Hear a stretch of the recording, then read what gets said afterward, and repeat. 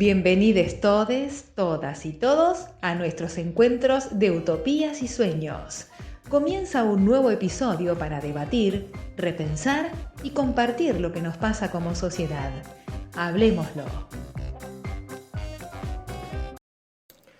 Bueno, ya estamos hoy con casi todos los problemas técnicos resueltos.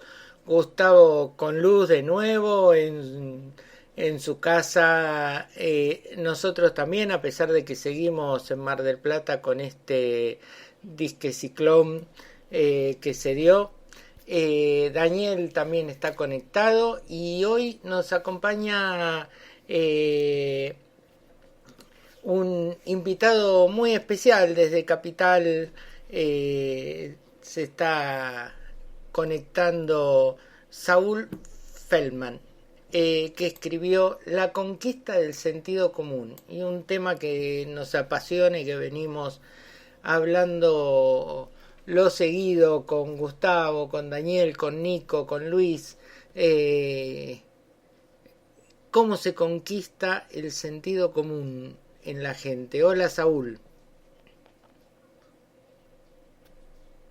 Hola, ¿cómo te va? ¿Me escuchan bien? Sí, ahora sí, perfecto, te escuchamos. Bueno, perfecto. ¿Qué tal? ¿Cómo están? Gracias por la invitación. Gracias a vos, Saúl, por estar en este encuentro con nosotros. Marcelo iniciaba el encuentro diciendo que yo volvía a tener luz. En realidad es cierto en parte, pero sigo siempre buscando esas luces que nos permitan encontrar las diferentes llaves para trabajar, para luchar contra la colonización de la subjetividad, con ese sentido común que muy bien describís vos, Saúl, de qué manera en la estrategia comunicacional la derecha intentó y logró en parte a un porcentaje de nuestra sociedad instalarle un sentido común que va en contra de sus realidades y sus propios intereses de clase. Saúl, bienvenido. Claro. Gracias. ¿Por dónde iluminarnos? ¿Por dónde repensar juntos cómo encontrar Vos esos querés. De acuerdo. No había entendido que en realidad esperabas que yo explicite. A ver, estamos en tiempos eleccionarios y acá se pone en evidencia de que la estrategia es como conquistar, digamos, a ese 10, 15, 20 a veces, depende de las circunstancias y coyunturas políticas, flotante, que fluctúa en realidad, que no es voto netamente antiperonista, es voto, digamos, que puede llegar al peronismo a pesar de ciertas reticencias y que está muy propenso, digamos, a ser capturado en su sentido común. Y entonces, digamos, las estrategias es cómo consisten en formularlas de modo tal de que se pueda capturar ese sentido común. Ahora, tenemos una dificultad, y es que en tiempo eleccionario, que es tan corto, hay sentidos comunes muy establecidos ya y capturados.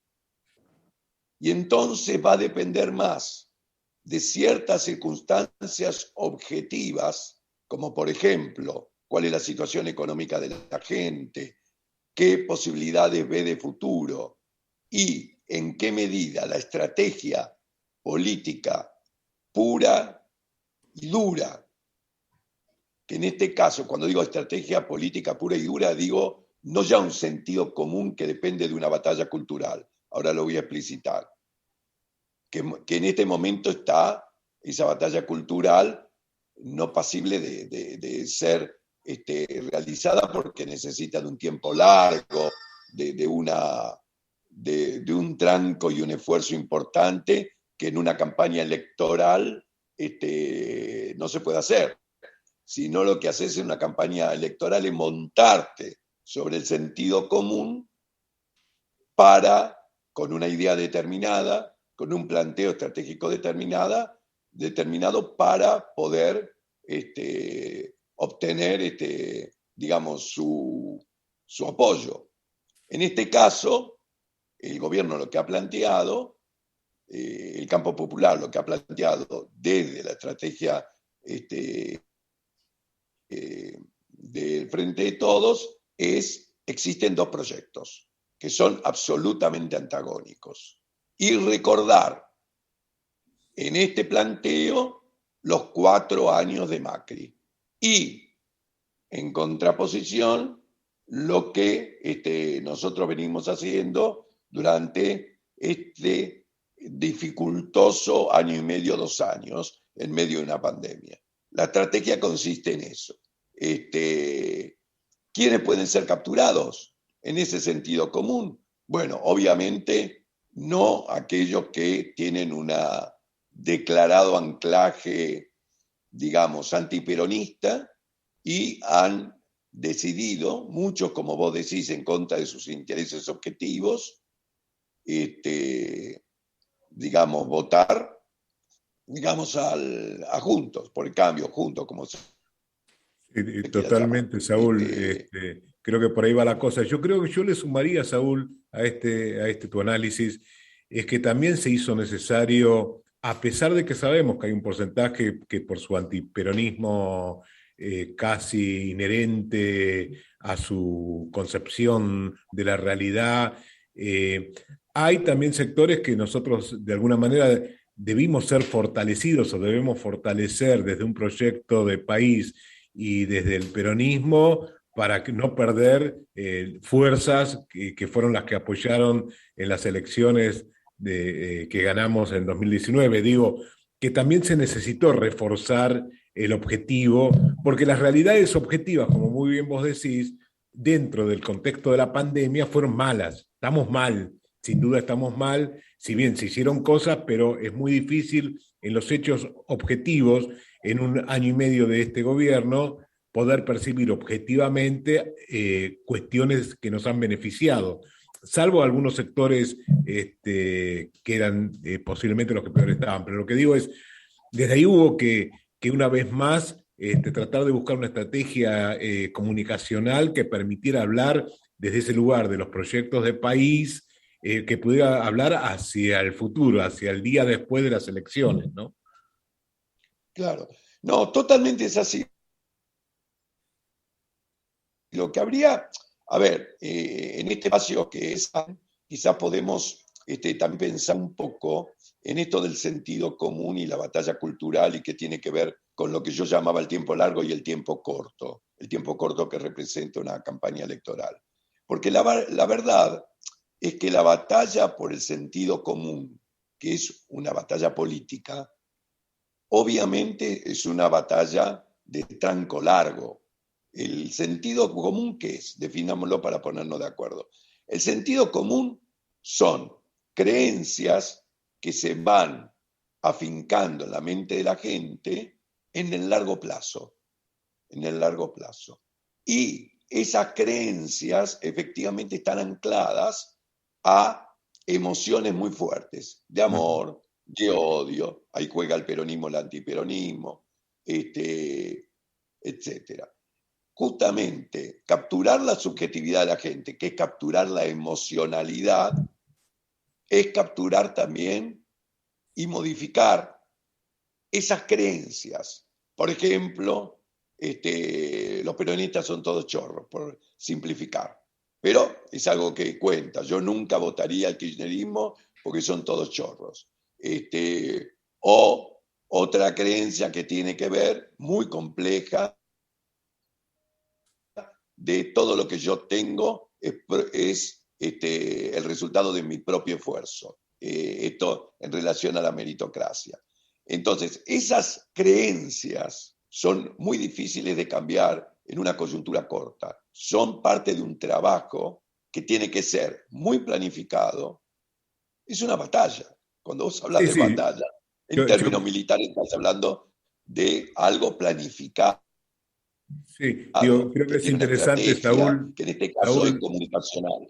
Claro, digo, yo creo, Saúl, que eso es interesante también tener en cuenta, que esa batalla no se da solamente de los medios de comunicación, sino también desde el rol de la militancia, donde desde ese rol de militancia, de los pequeños lugares o grandes lugares que cada uno pueda ocupar, venimos trabajando sobre eso, de poder generar una conciencia crítica, de poder generar esa batalla hacia esa subjetividad totalmente transgiversada de la realidad y de los propios intereses, y se viene dando, ¿no? Con lo cual digo, por supuesto, lo que hay que seguir revisando muchas veces es cómo desde el gobierno nacional, de cómo desde nuestros dirigentes lo comunican, ¿no? Claro, porque, a ver, acá primero hay que decirlo, vos lo señalaste, quizás yo no me expresé del todo correctamente.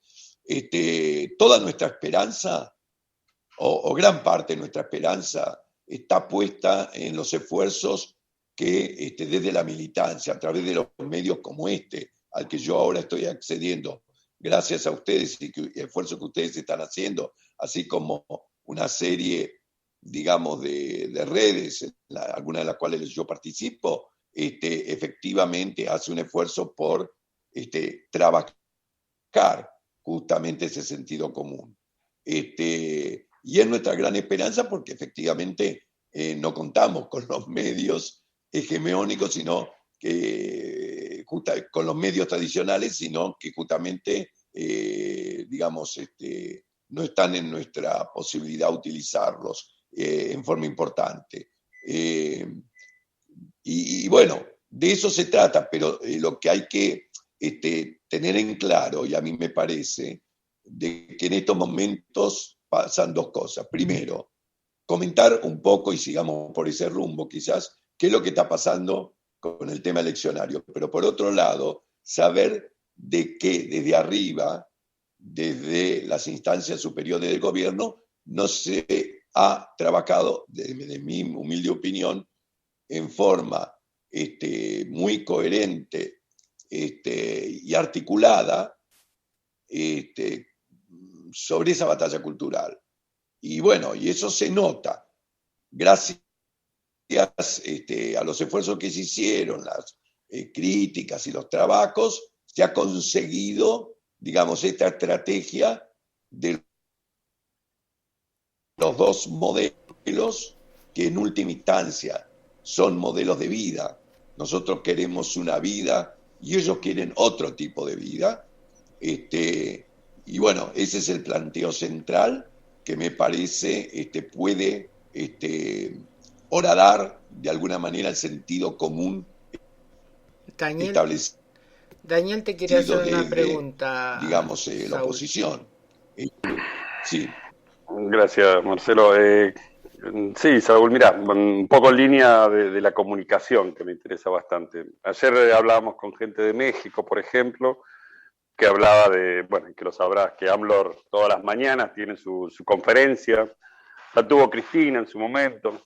Hace poco tuvimos una entrevista o un podcast también con Gustavo Campana de Radio Nacional. La gran problemática, digamos, de la comunicación, no solo cómo se comunica, sino por dónde. Todos estos medios, que estamos chicos, un poco más grandes, qué sé yo, bueno, hacen el gran esfuerzo de lograr una amplitud en la comunicación. ¿Crees que el gobierno está pensando, digo, la ley de medios, apareció el innombrable y lo sacó, se está pensando en volver a reestructurar la comunicación para volver a esta batalla cultural, podríamos decir? Mira, no, yo la verdad no tengo información al respecto. Yo lo que creo, te decía que en estos momentos, gracias a las elecciones, se pudo articular, digamos, de alguna manera, un trabajo comunicacional más coherente alrededor de estos dos proyectos, pero que en realidad desde un comienzo hubo una política comunicacional que trabajó sobre una épica que yo tengo inclusive la fecha cuando se lanzó públicamente en Tiempo Argentino a través de Grimson, que decía, bueno, una épica digamos, del diálogo, del equilibrio, y que en realidad se sustentaba justamente, llamativamente, porque en ese momento era posible leerlo, digamos, en comunicar solamente a través de la gestión. La idea del hacer y que la gestión por sí misma iba a poder hablar y transmitir en realidad lo que uno tiene como proyecto de país.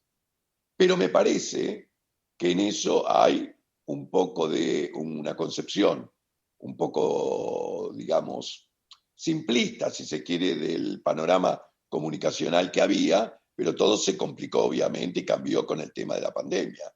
Pero en Claro. ese momento ya se veía que había una dominancia de esa idea, de esa épica de diálogo, que la vimos reflejado también en los primeros tramos del manejo de la mesa coordinada de la pandemia con Rodríguez Larreta, etc. Y bueno, y cuando hubo que rebobinar, no había, a mi entender, digamos, una planificación efectivamente de la comunicación como parte de una batalla cultural por parte del gobierno.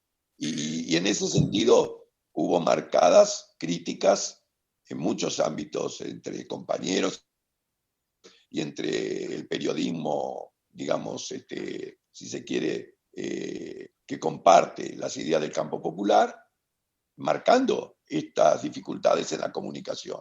Eso es evidente para todos nosotros, que objetivamente existieron y existen porque, digamos, hay una idea poco elaborada de lo que significa esta batalla cultural y qué significa comunicar. Para los medios comunitarios, pequeños, etcétera, tener ese faro claro y preciso, como, lo digo en mi opinión personal, pero sé que muchos lo pueden llegar a compartir, cuando la escuchamos a Cristina, por ejemplo, establecer determinados objetivos políticos que implican en sí mismo una utilización de un sentido común, como por ejemplo, doy ejemplo para no hablar en abstracto, si plantea la idea de va a haber que negociar con el FMI y por lo tanto en esto nos tenemos que poner todo el país de acuerdo porque si no, digamos, todos vamos a salir perjudicados. Y este es un tema de discusión nacional. Por ejemplo, está acudiendo a un sentido común que puede ser levantado, digamos, con relativa facilidad, como diciendo, bueno, es absolutamente lógico, se plantea. Después no se sigue eso, no se trabaja. Hubo otro que tuvo que ver con el sistema integrado de salud a partir de posibles pandemias de la cual se venían hablando en la prensa internacional que se pueden desatar. Tampoco esto se siguió porque, bueno, inmediatamente hubo un escándalo, entre comillas, desde el lado empresarial, ¿no? Como querer privatizar estatizar, perdón, toda la salud, etc. Creo de que efectivamente conviven dentro del frente una línea mucho más clara sobre la necesidad de comunicar de una manera determinada, pero que no tiene la responsabilidad de armar esa política y esa batalla cultural. Y Creo, Saúl, que bien, en ¿no? esa, digo, discúlpame, Saúl, digo, creo que en esa batalla cultural, donde vos claramente articulás aspectos racionales y aspectos emocionales, el gran problema que tienen los de la vereda de enfrente, el gran problema que tiene frente a eso el poder real, el gran problema que tiene la derecha frente a eso, es que de nuestro lado hay una conductora, como fue en su momento Perón, como fue Néstor, como hoy es Cristina, que ese aspecto de la comunicación que toca a lo emocional tiene mucho liderazgo y mucha presencia. Digo, yo mismo y vemos a muchas y muchos compañeros emocionarse frente a dos palabras que diga Cristina, más allá de lo racional. Cristina llega a tener esa emocionalidad necesaria para esa batalla cultural. No vi a nadie, por más que, que lo apoyen y todo, no vi a nadie llorar y emocionarse cuando habla, no sé, Macri o esta mujer que se ensayó para lograr tener algún efecto emocional, que es la que antes estaba por la provincia y ahora está por la capital, esta mujer que del marketing le enseñó de qué perfil debería tener, pero tampoco llega, digamos, nadie se emociona, digo. Vos recordarás, Saúl, décadas atrás, cuando desde el peronismo discutíamos con alguien y nosotros terminábamos la discusión diciendo, bueno, pero el peronismo es un sentimiento, ¿no? Cuando había cosas que por ahí no podíamos explicar bien. Entonces, este aspecto de lo emocional, en eso nosotros tenemos una gran importancia de liderazgo en eso. Por otro lado, frente a esta realidad donde los hechos es difícil comunicar hechos concretos que estén en ese sentir general por logros, porque, bueno, atravesados por esta pandemia. El tema es qué va a pasar después. Por otro lado, yo creo que coincidimos que es muy importante la unidad del frente, que son muy importantes las próximas elecciones que se vienen y que es muy importante ese día después de noviembre hacia dónde avanzar. Y en los canales de comunicación, mi expectativa, y creo que la expectativa de muchos, y como traía Daniel también con lo que fue el proyecto desde la comunicación comunitaria, de la comunicación, de la ley de comunicación, etcétera, para terminar con monopolios, o tener canales de comunicación que realmente representen el sentir popular, esperemos que algo se haga sobre eso, ¿no? ¿Vos creés que es necesario? Digo, si nosotros tomamos ejemplos de las últimas décadas, lo que pudo hacer, supongamos, la Revolución Bolivariana con Telesur, y muchos otros ejemplos donde paralelamente a ese poder monopólico del poder real y de la derecha con sus medios de comunicación, nosotros podemos ir construyendo otras formas de comunicación, otros canales de comunicación. ¿Cómo ves eso, Saúl, a partir de noviembre? Mirá, lo veo ante todo como una necesidad imperiosa. La posibilidad es una gran confianza en que se desarrolle una estrategia inteligente como la que se ha venido desarrollando. Y después conozco esfuerzos hechos. Ayer participé de una asamblea que se llama Mueve, que depende del Instituto Patria, en la cual se planifican estas intervenciones, especialmente en las redes. Ahora bien, efectivamente yo confío mucho en la posibilidad de pensar estratégicamente un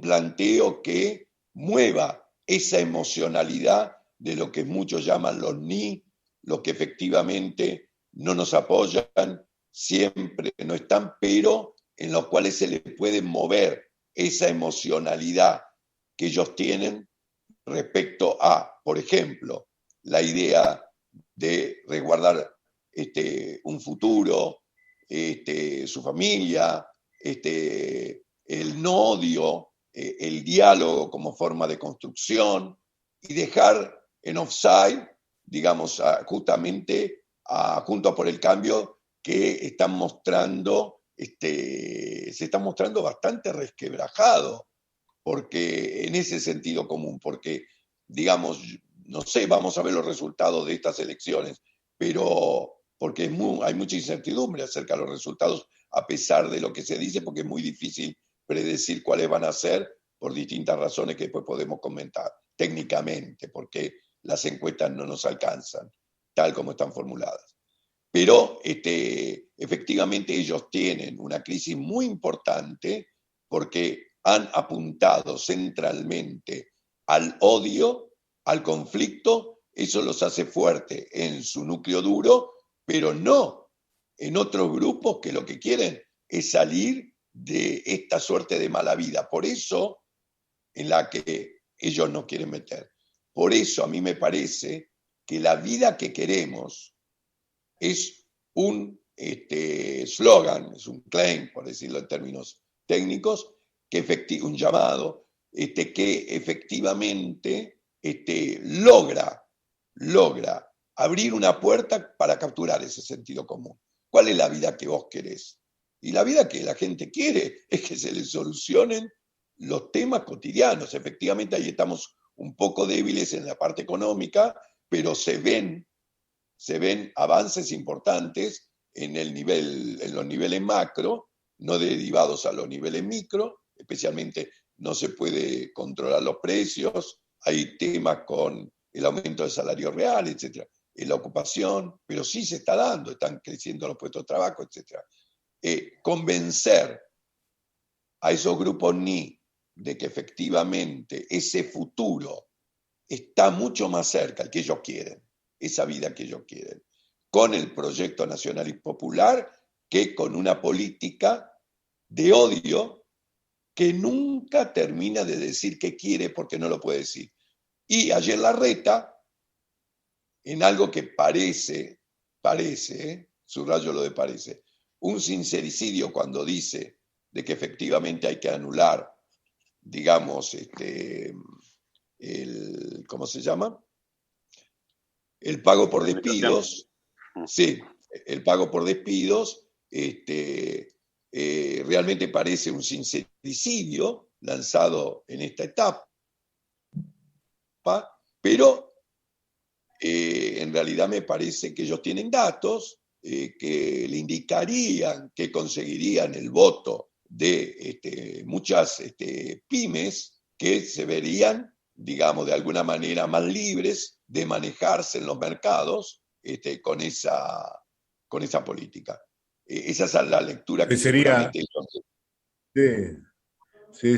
Digo, parecería también en algún momento que están más preocupados por lo que les puede robar Milei que lo que ya se sabe. Ellos también saben qué va a pasar, que van a perder estas elecciones. Saúl, vivimos tanto nosotros como vos en dos lugares que son bastiones de los gobiernos de conservadores en Mar del Plata o de derecha, y también en Capital. ¿Cómo ves lo que pueda pasar en Capital, con lo cual a nosotros nos despierta bastante esperanza? Inclusive hemos hecho algunas apuestas con nuestro conductor de los podcasts, porque personalmente creo que va a ser una gran sorpresa la elección en Capital, en Cava. ¿Cómo ves, cómo estás palpitando? Bueno, lo veo coincidentemente con vos. Vos fíjate que Leandro Santoro, según las encuestas, pero que coinciden con distintas cosas que vos podés leer en distintos ámbitos de la ciudad y en los medios hegemónicos en los que él tiene asidua presencia, que va a ser una excelente elección. Los números dicen que se acerca al 29%, casi 30% de los votos, lo que sería una performance que mejoraría en alrededor de 10 puntos performance anteriores nuestras, lo que sería extraordinario en un lugar tan antiperonista como es el de la ciudad de Buenos Aires, donde ellos están muy arraigados y muy fuertes. Sería extraordinario y sería abrir una puerta para otra lógica. Fíjate que Santoro ha hecho un trabajo comunicacional extraordinario y personal, es un gran comunicador, ha concurrido a todos los medios hegemónicos y a todos sus programas, se ha desenvuelto con una extraordinaria lucidez, y cuando digo una extraordinaria lucidez, es jugando en un campo enemigo sin bajar y arriar las banderas, pero acudiendo a un sentido común. Son famosos sus intervenciones en el programa de Mirta Legrand, en TN, etcétera, donde logra en realidad transmitir un mensaje conciliador, pero firme, acerca de un programa de trabajo, de un futuro distinto, de una ciudad más cuidada, de una salud y una educación pública para aquellos que no la tienen, etcétera. Y defendiendo todo eso en el marco de un gobierno, del gobierno nacional, de una política general. Creo que es de los mejores comunicadores que tiene el Proyecto Nacional y Popular, acá, digamos, por lo menos en la zona, digamos, de Porteña y alrededores. Así que yo creo que... Perdón, digo, cerrando con esto, Marce, creo que Santoro también desde hace ya muchos meses, con el apoyo y con el invite que nos hacía Cristina que lo escucháramos, Santoro también satisface esos espacios de lo emocional más allá de lo racional, ¿no? Y va construyendo esa posibilidad de dar batalla a ese sentido común que vos tan claramente expresás, Saúl. Sí, mirá, él maneja una retórica excelente desde su simplicidad, un diálogo. Tendríamos que entrar en cuestiones quizás muy técnicas. Él tiene un hablar que lejos de ser monocorde, demuestra cierta pasión y sinceridad que no puede ser cuestionada. Habla desde su departamento de un ambiente y desde su vida que no ha cambiado en el transcurso de su ocupación política. Viene del alfonsinismo, tiene una serie de características que lo hace un excelente candidato para remover ese sentido común tan resistente que existe en la ciudad de Buenos Aires respecto de los peronistas que son todos chorros, que mienten, que bueno, etcétera, etcétera. Yo creo, Saúl, que todos nosotros conocimos. Así que yo creo, Saúl, conociendo Capital por haber vivido algunos años, que Santoro logró en Capital lo que no logró un gran candidato que tuvimos nosotros desde el Frente de Todos, porque nadie se le puede negar lo grandioso que hubiera sido si hubiera llegado Filmus, ¿no? Pero creo que Filmus no logró lo que logró Santoro, que es el poder de empatía que tiene con la gente. Y yo, que soy el optimista acá del grupo, Saúl, pues Gustavo es el pesimista, es mi opuesto. No lo voy a permitir. No lo voy a permitir. Y lo que estoy escuchando, mi querido compañero Marcelo, es que estás reconociendo que vas a perder la apuesta sobre qué va a pasar con los resultados en Buenos Aires. Estás reconociendo, te estás anticipando para que la paliza no sea tan grande. No, en Buenos Aires yo apuesto, si para vos, Saúl, te parece bueno llegar a un 30%, yo apuesto que superamos el 30% con Santoro. Mirá, ojalá. Yo prefiero ser conservador un poquito, pero, a ver, porque mirá, vivo en un barrio de sectores medios y medios bajos, es muy mezclado, donde estoy, en la calle donde estoy, etcétera. He tenido muchas discusiones con todos los vecinos, porque son muchos, vivo en una cuadra donde hay mucho antiperonismo.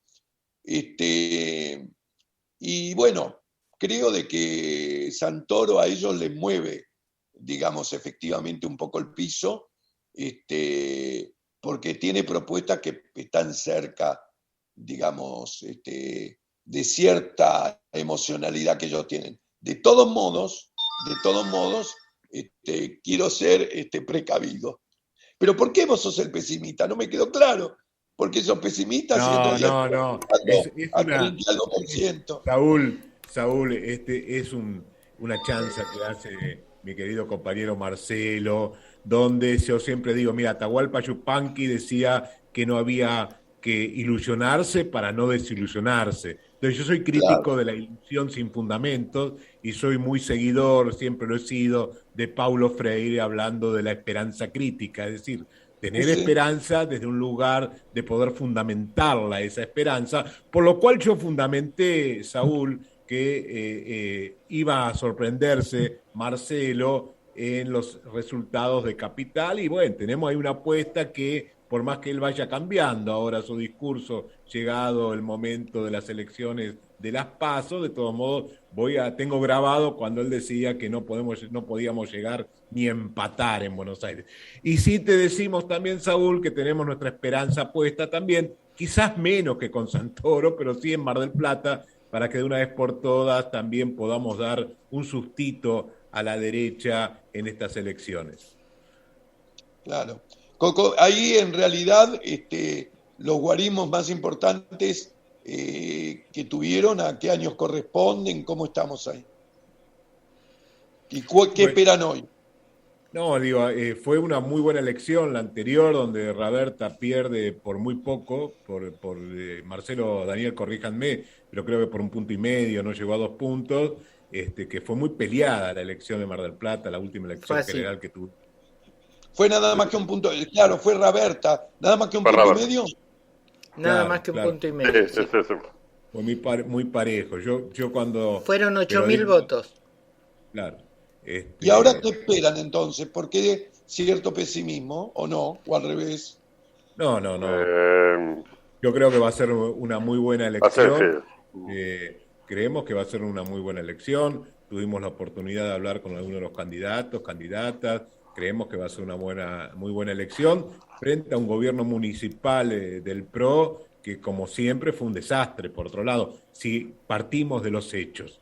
Por ahí nos está faltando todavía en Mar del Plata esa figura que, como de nuevo vos muy bien subrayás, puede articular lo racional y lo emocional. Quizás todavía esa figura no está apareciendo, pero bueno, frente al desastre de Montenegro y frente a lo que está pasando en la provincia, lo que está pasando a nivel nacional, creemos que va a ser esperemos que va a ser que sea una excelente elección. No- No, y nosotros, además tenemos que... Sí, perdón, no, perdón. nosotros tenemos como candidata, esta es una apreciación personal, ¿no? No en esta elección, sino Fernanda Raberta, que yo creo que pasó exactamente lo mismo que con Filmus en Capital, que es una gran candidata, hubiera sido un gran proyecto de Mar del Plata, pero que le faltó ese puntito y medio de empatía para poderle ganar a la derecha acá. Claro, claro. Bueno, la verdad, Roberta es una persona que a mí me cae muy bien. Creo que realmente era una muy buena candidata. De hecho, haber estado a 1,5 puntos es haber hecho también una muy buena elección, ¿no? Y creo que hace muchos años que Mar del Plata no estuvo tan cerca, me parece, ¿no? Me parece que hay un equipo en el frente de Mar del Plata muy interesante, mucha gente importante. Yo creo que tenemos un poco de confianza, pero bueno, esperaremos al Claro, es lunes, el difícil. domingo. Y no es fácil. Claro. Creo que Yo como creo dicen los, como dicen los creo que compañeros después de del Capital domingo, y... Dale. no, decía que después del domingo, efectivamente, lo vamos a tener que contar, hacer una evaluación de lo que haya pasado, sobre lo cual existen muchas preguntas y mucha incertidumbre, porque realmente no se sabe bien. Ojalá que haya muy buenas sorpresas. Y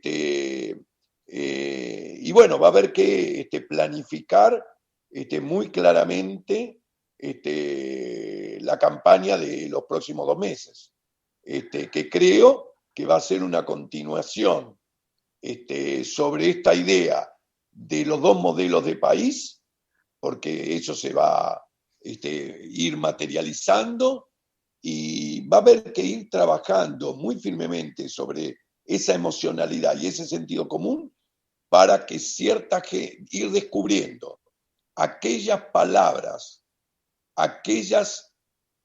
que puedan despertar ciertas creencias en el electorado que sean positivos para nuestra posición. Es decir, para llevarlos a entender que la vida va a ser mucho mejor, va a ser mucho más disfrutable el vivir bien, del cual se viene hablando en muchos puntos latinoamericanos y que justamente Leandro Santoro recoge.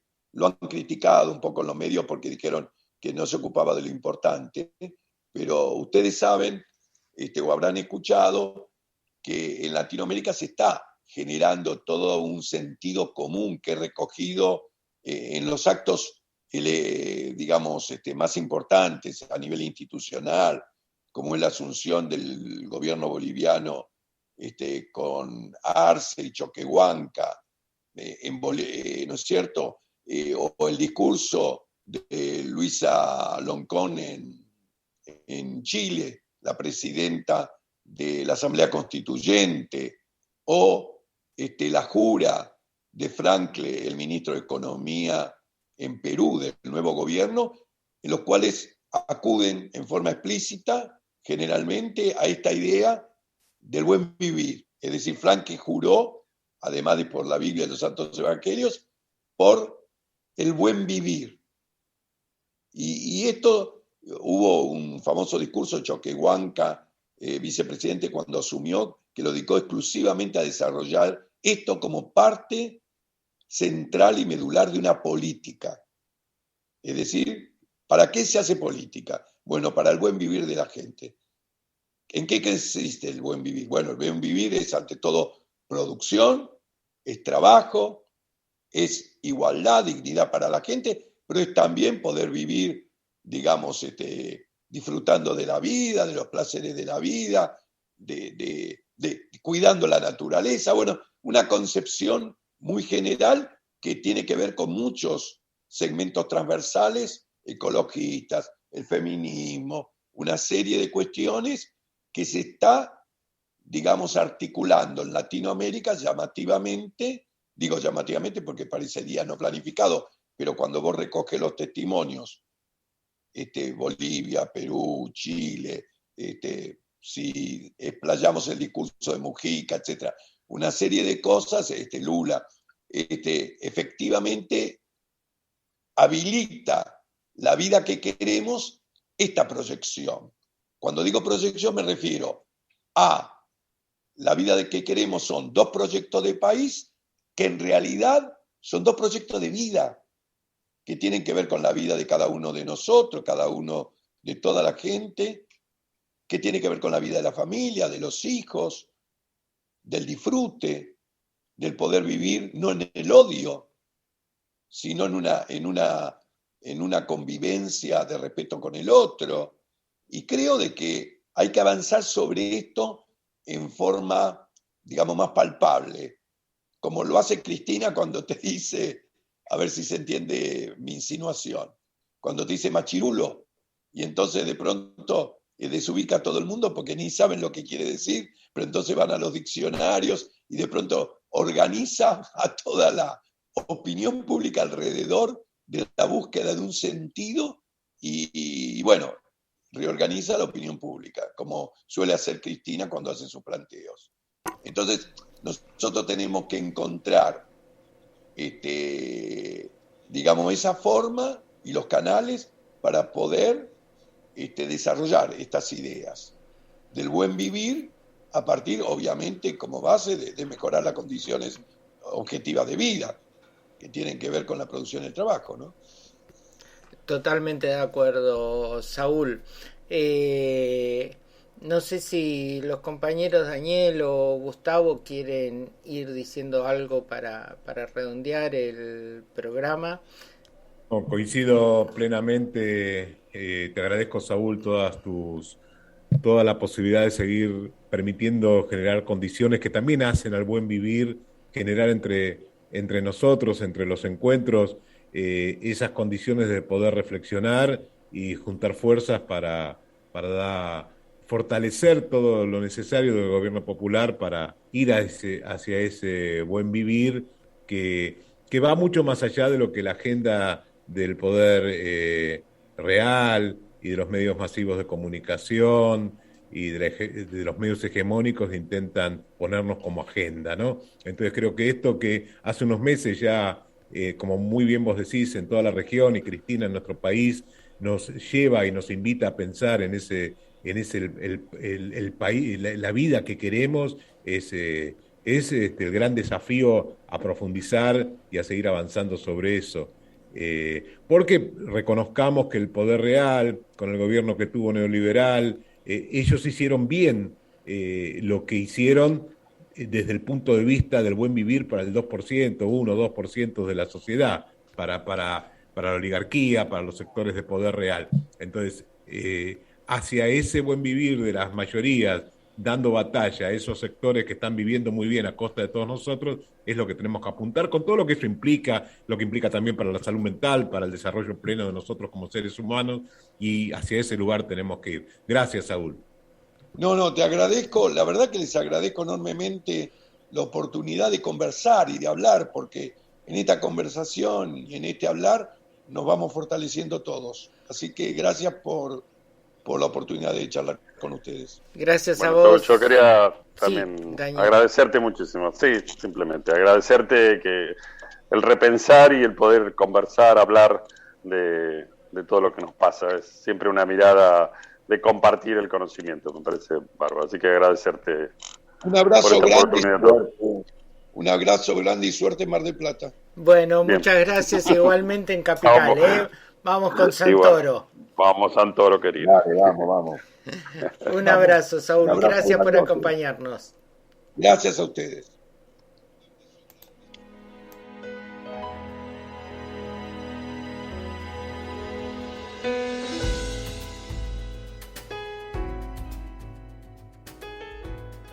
Llegamos al final de este episodio con la esperanza de provocar algún movimiento que permita continuar aprendiendo y construyendo respuestas colectivas. Mañana, hablemoslo en un nuevo episodio.